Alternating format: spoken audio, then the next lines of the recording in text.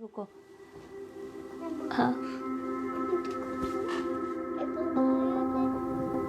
Faith is really important for us, and it is said in Quran that we should be helping orphans and helping needy and poor people.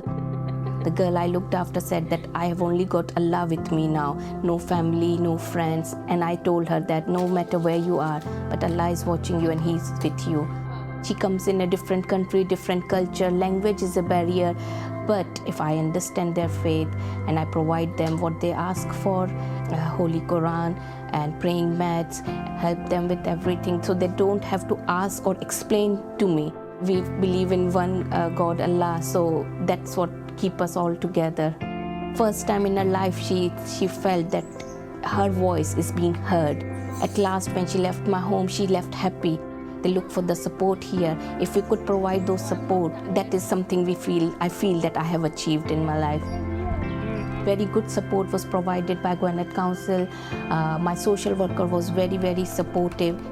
Go for the trainings which are provided. So researching about their faith, about their lifestyle would help us to adapt our home according to their needs.